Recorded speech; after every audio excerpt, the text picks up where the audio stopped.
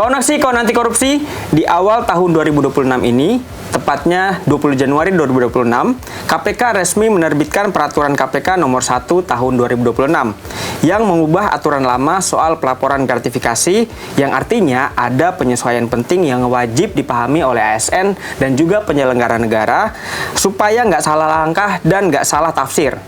Nah, hari ini kita bakal ngobrol santai namun juga serius bareng narasumber dari Direktorat Gratifikasi dan Pelayanan Publik dengan Mbak Kiki. Halo Mbak Kiki, apa kabar? Halo Mas Calvin, halo juga kawan aksi semua. Ya, oke. Nah Mbak Kiki, ini kita mau ngobrolin soal peraturan baru ya, soal gratifikasi. Nah, aku mau menanya nih Mbak, kalau boleh dirangkum sebenarnya apa roh atau semangat utama dari terbitnya Peraturan KPK Nomor 1 Tahun 2026 ini? Iya, Mas Calvin. Memang ini baru fresh banget nih ya di akhir Januari lalu terbit Peraturan KPK Nomor 1 Tahun 2026. Ya. Di mana pada dasarnya peraturan ini hadir sebagai penyempurnaan terhadap Peraturan KPK Nomor 2 Tahun 2019 tentang pelaporan gratifikasi. Nah, melalui Perkom ini memang terdapat beberapa perubahan ya Mas Calvin ya. Nah, yang pertama ini adanya pengaturan terkait pegawai negeri dan penyelenggara negara yang menolak gratifikasi sudah dapat melaporkan gratifikasinya ke KPK. Nah, di aturan yang sebelumnya ini belum tercantum, Mas Calvin. Jadi seperti lebih diperjelas itu. Ya? Betul. Nah, kemudian juga ada pengaturan terhadap penanganan laporan gratifikasi yang disampaikan kepada KPK lebih dari 30 hari kerja. Nah, jika laporan penerimaan gratifikasi itu harusnya kan disampaikan sebelum dalam jangka waktu 30 hari kerja. Nah, bagaimana nih mekanisme penanganan laporan yang disampaikan jika ternyata laporannya disampaikan setelah 30 hari kerja. Nah, di sini di aturan ini juga diatur di mana pelaporan tersebut dapat ditetapkan menjadi milik negara. Namun untuk pasal 12B Undang-Undang Tipikornya ini tetap berlaku seperti itu Mas Calvin, dan juga tentunya ada perubahan nih terkait batasan nilai gratifikasi yang tidak wajib dilaporkan. Nah, itu perubahannya berapa aja Mbak? Nah, perubahannya ini terkait dua hal, Mas Calvin, yakni pemberian sesama rekan kerja, kemudian juga pemberian hadiah dalam rangka pernikahan, pertunangan, ataupun upacara adat, ataupun upacara agama. Nah, batasan nilainya ini seperti apa nih? Pasti kawan aksi semua dan Mas Calvin juga ingin tahu ya. Dan penyelenggara negara terutama ya. Betul, batasan nilainya ini. Kalau di Perkom sebelumnya, pemberian sesama rekan kerja ini dibagi dua. Yakni pemberian sesama rekan kerja yang dibatasi nilainya sebanyak 200.000 per pemberi. Per pemberi, ya, dan pemberian sesama rekan kerja dalam momen tertentu nih. Momen misalkan ada ulang tahun, pensiun, mutasi. Nah, ini dibatasi 300.000 per pemberi. Ini pada Perkom yang lama. Oke, ini yang sebelumnya ya. Betul. Nah, yang sekarang? Untuk yang sekarang, perubahannya ini pemberian sesama rekan kerja bila tadi dibagi dua, sekarang disederhanakan dan disamakan batasan nilainya menjadi 500.000 per pemberi. Iya, tapi ada batasan lagi nih Mas Calvin. Batasannya tadi 500 per pemberi dengan total 1,5 juta dalam tahun tersebut, dalam tahun berjalan ini 1,5 juta per pemberi yang sama, gitu. Nah, tapi kriteria ini akan menjadi tidak wajib dilaporkan jika pemberian tersebut tidak dilakukan, tidak memberi dengan uang maksudnya, ataupun alat tukar, dan tentunya pemberian juga tidak ada konflik kepentingan ya Mas Calvin, barulah dia dianggap tidak wajib dilaporkan, seperti itu. Nah, kemudian batasan yang berubah lagi, ini yang kedua, pemberian terkait dengan momen pernikahan, ya pertunangan, kemudian upacara adat, upacara agama.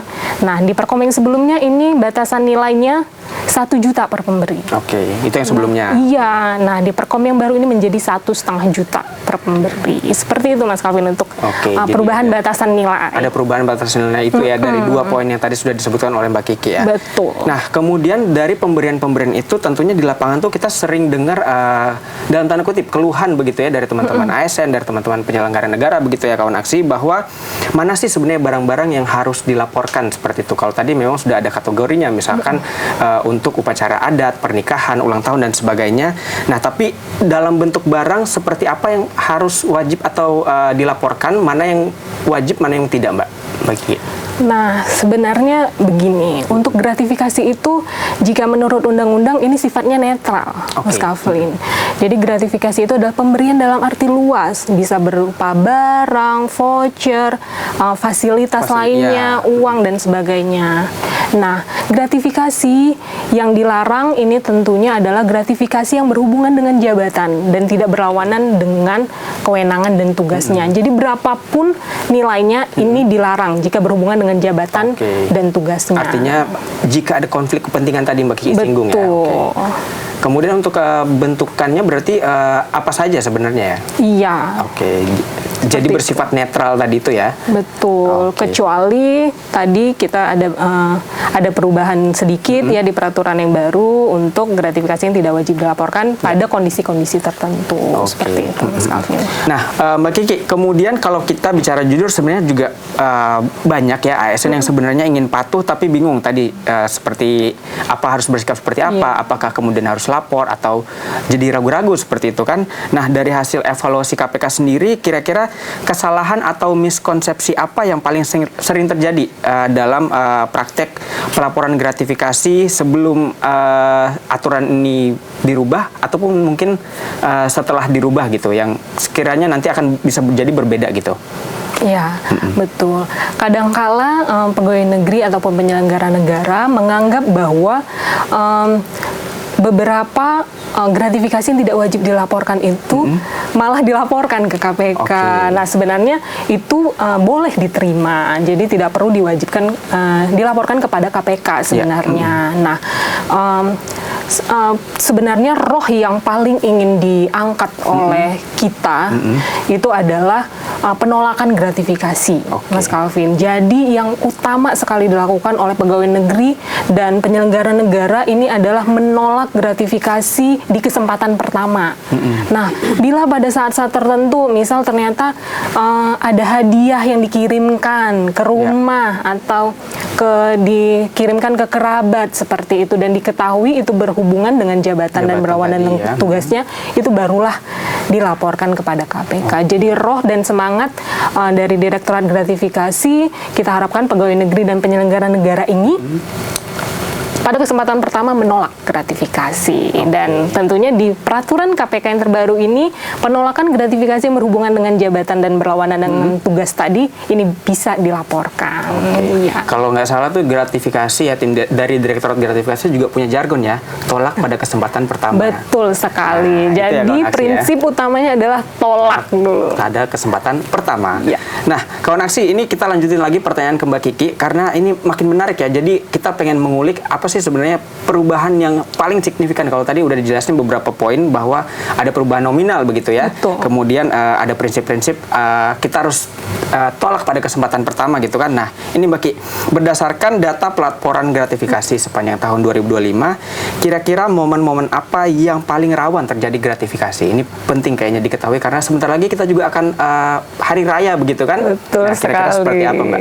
Nah, berdasarkan data penanganan laporan gratifikasi oleh Direktorat Gratifikasi dan Pelayanan Publik, Mas Calvin, ternyata sepanjang tahun 2025 ini di bulan-bulan tertentu saja nih yang terjadi peningkatan laporan. Nah, itu bulan Maret, April, dan Desember tahun 2025. Ini memang hari raya ya? Betul. Nah, ternyata bulan-bulan itu tuh bertepatan dengan perayaan hari raya ataupun hari besar keagamaan. Jadi memang tren pelonjakan pelaporan gratifikasinya ini meningkat di bulan-bulan tersebut. Jadi baik Muslim, Kristiani ataupun mungkin acara keagamaan lain ya, itu pasti akan ada pelonjakan seperti itu Mbak Ki ya. Betul sekali. Nah Mbak Ki, satu hal yang paling banyak disoroti oleh publik adalah soal batas nilai tadi yang Mbak Kiki sebutkan di awal ya. Nah, untuk perubahan batas nilai gratifikasi yang tidak wajib dilaporkan ini sebenarnya ingin menekankan pada hal apa seperti itu? Nah, untuk perubahan batasan nilai tadi, batasan nilai yang tidak wajib dilaporkan, ini lebih menekankan kepada bagaimana batasan-batasan kita untuk memberikan kepada sesama rekan kerja, tapi tentunya tidak dalam bentuk uang ataupun alat tukar lainnya, dan tidak ada konflik kepentingan tentunya. Betul, ya. Gitu. Dan pemberian dalam rangka pernikahan, pertunangan maupun upacara adat atau agama lain seperti itu. Nah, Mbak Kiki, masih terkait dengan batasan nilai ini, dari perubahan ini dimaksudkan untuk menggeser cara berpikir ASN dari sekedar berapa nominalnya menjadi apa dampaknya dan apakah ada konflik kepentingan. Jadi maksud KPK di balik itu seperti apa sih sebenarnya, Mbak? Iya, benar Mas Kelvin. Sebenarnya di sini untuk Perkom baru ini harapannya pegawai negeri atau penyelenggara negara tidak hanya fokus pada batasan-batasan nilainya seperti itu. Namun tentunya harus melihat lagi pemberian-pemberian tersebut ini berhubungan dengan jabatan atau tidak, memiliki konflik kepentingan atau tidak. Apabila ragu-ragu sebaiknya ditolak saja pada kesempatan pertama. Seperti itu, Mas. Nah, ini juga terkait dengan berarti ini penegasan dari KPK ya, bahwa memang tolak gratifikasi pada kesempatan pertama. Betul. Begitu Mbak Ki ya. Nah, tapi sebenarnya kalau kita hubungkan dengan budaya kita Mbak Ki ya, jadi kan kalau kita menolak itu sering dianggap atau dari diri kita sendiri kayak, wah nggak enak, orang toh udah memberikan, masa kita tolak seperti itu kan. Ini ada karena budaya ketimuran kita begitu Mbak Kiki. Betul sekali. Nah, dalam konteks ini bagaimana KPK kemudian memandang benturan antara peraturan yang dibuat dengan budaya sosial dan kewajiban hukum yang ada pada ASN itu sendiri? Ya, memang ada sedikit perbenturan ya Mas Calvin ya, antara hukum gratifikasi dengan adanya budaya ketimuran kita. Oleh karena itu muncullah kita dalam Peraturan KPK nomor 1 tahun 2026 ini terdapat gratifikasi yang tidak wajib dilaporkan untuk mengakomodir beberapa budaya-budaya ketimuran tadi, sepertinya pemberian dalam keluarga, pemberian terkait hadiah pernikahan, ulang tahun, namun tentunya dapat harus sesuai dengan koridornya, sesuai dengan batas-batasnya, tidak terpaut dengan konflik kepentingan misalkan ataupun hubungan dengan jabatan. Jadi batasan-batasan ini harus benar-benar dipahami dan diinternalisasi oleh masing-masing pegawai negeri dan penyelenggara negara agar tidak nantinya tersangkut nih dalam kasus gratifikasi seperti itu. Oke, karena juga sebenarnya dari penindakan KPK juga sebenarnya banyak ya yang terkait dengan kasus gratifikasi ya Mbak Kiki ya. Betul sekali. Nah, Mbak Kiki, aku tertarik dengan tadi Mbak Kiki bilang bahwa ada hubungannya dengan cara menolak ya, cara menolak dari para ASN kayak gitu. Nah, kira-kira ada nggak tips dari KPK bagaimana sih agar ASN ataupun penyelenggara negara begitu bisa secara tegas menolak gratifikasi sehingga ketika menolak itu mereka tetap profesional, tidak menimbulkan konflik sosial begitu ya, dan juga artinya hubungan kerjanya itu masih tetap berada di, tadi Mbak Kiki bilang, di koridor yang seharusnya begitu, artinya tidak ada clash atau apa. Kira-kira ada nggak tips dari KPK Mbak Kiki? Nah, kita di sini juga untuk pengendalian gratifikasi di masing-masing instansi, tentunya kita bekerja sama dengan unit pengendalian gratifikasi. Unit pengendalian gratifikasi ya, atau yang kita kenal dengan UPG. Nah, ini sudah ada di setiap masing-masing instansi, baik kementerian, lembaga, BUMN, BUMD, dan pemerintah daerah. Nah, di sini kita juga bekerja sama untuk bagaimana nih caranya untuk selalu mengingatkan atau menginternalisasi pegawai negeri atau penyelenggara negara di lingkungan instansi masing-masing. Misalkan jika di pelayanan publik mungkin, di TV layanan ataupun ada spanduk dan sebagainya untuk tolak gratifikasi seperti itu. Jadi ini sama-sama mengingatkan kita sebagai pengguna layanan dan pemberi layanan untuk tidak memberikan gratifikasi ataupun menolak gratifikasi. Jadi dengan secara halus kita sudah menyampaikan prinsip-prinsip penolakan gratifikasi itu di ruang-ruang pelayanan publik kita. Seperti itu. Ya. Nah, ini Mbak Kiki, pertanyaan terakhir mungkin ya, sekaligus closing nanti dari Mbak Kiki juga. Dengan berlakunya aturan terbaru ini, kira-kira apa saja sih sebenarnya hal-hal yang disederhanakan gitu dalam mekanisme pelaporan gratifikasi? Kalau tadi Mbak Kiki bilang mungkin bisa ditolak pada kesempatan pertama, kemudian tadi baru saja disinggung terkait dengan UPG begitu ya. Kira-kira ada tambahan lain atau ada mekanisme khusus seperti itu dari teman-teman Direktorat Gratifikasi? Sebenarnya untuk mekanisme pelaporan gratifikasi berdasarkan peraturan KPK yang terbaru ini, pada prinsipnya sebenarnya sama, Mas Calvin. Ini tetap dilaporkan kepada KPK, bisa dilaporkan kepada KPK secara langsung dalam jangka waktu 30 hari kerja sejak laporan tersebut diterima, atau kawan aksi juga bisa memanfaatkan nih unit pengendalian gratifikasi, bisa melaporkan penerimaan gratifikasi tersebut ke UPG seperti itu dalam jangka waktu 10 hari kerja sejak gratifikasi diterima. Nah, nantinya UPG tersebut akan meneruskan laporan gratifikasinya kepada KPK dalam jangka waktu 10 hari sejak laporan tersebut diterima. Jadi prinsipnya sebenarnya sama. Namun memang terdapat beberapa mekanisme perubahan dalam mekanisme pelaporan. Memang beberapa perubahan mekanisme pelaporan pada Perkom baru ini lebih kepada bersifat penguatan norma dan penyempurnaan tata kelola dalam penanganan laporan gratifikasi. Nah, apa saja nih misalkan Mas Calvin? Nah, yang pertama tadi adanya ketentuan bahwa penyelenggara negara dan pegawai negeri ini bisa melaporkan penolakan gratifikasinya.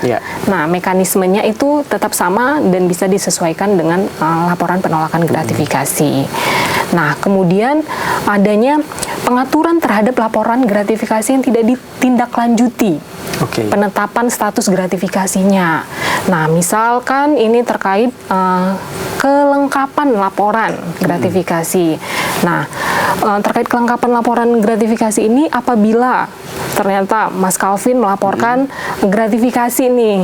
Nah, kurang lengkap.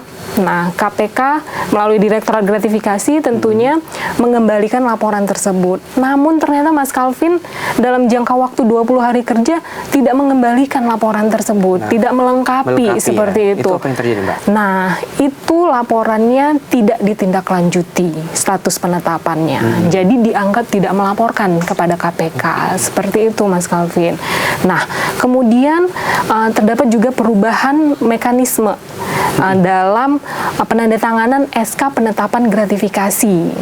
Apa saja Mbak untuk yang si penetapan SK ini? Iya, untuk penandatanganan SK penetapan gratifikasi ini, jika di peraturan yang lama ini disesuaikan dengan nilai pelaporan gratifikasinya. Yang tadi disebutkan di awal tadi ya. Nah di Perkom yang baru ini berdasarkan pada level jabatan pelapornya seperti itu. Nah, nantinya pimpinan KPK dapat memberikan mandat dan tentunya mandat ini akan diatur lebih lanjut melalui aturan internal KPK seperti itu. Seperti itu. Jadi memang secara teknisnya bisa dikatakan lebih kompleks, tapi memang ini untuk mencegah artinya benturan kepentingan begitu ya. Betul. Ketika menerima gratifikasi. Nah, Mbak Kiki, dari penjelasan tadi kira-kira ada closing statement nggak dari Mbak Kiki terkait dengan apa sih harapan dari KPK terkait peraturan baru ini, peraturan nomor 1 tahun 2026 untuk diimplementasikan oleh ASN maupun penyelenggara negara?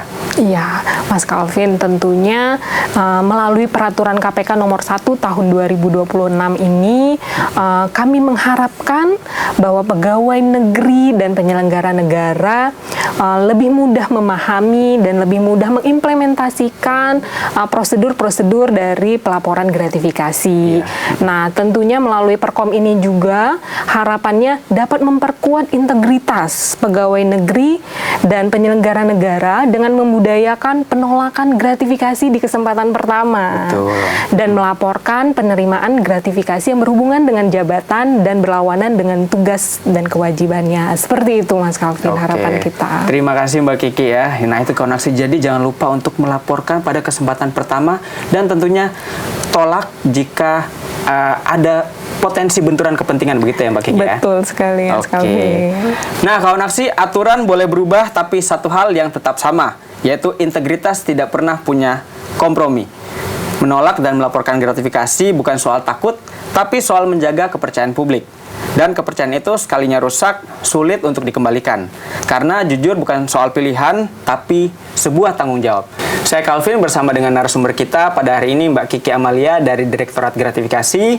Kita ketemu di episode Bincang di KPK selanjutnya. Salam anti korupsi.